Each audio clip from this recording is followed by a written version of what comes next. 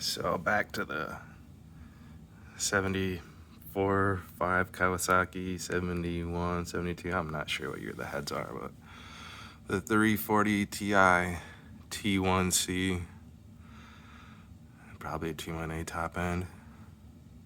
The 399 400 Arctic Cats. The point motor. Anyway, blah blah blah. It turns over the intake side. It's got some darn good compression.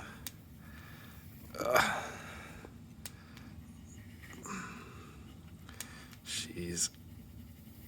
Well, anyway. So this is, got some paint work done. Check this out. That's pretty legit. I think this is gonna turn out real nice. It's like Deb taking a picture of Uncle Rico. That's the one.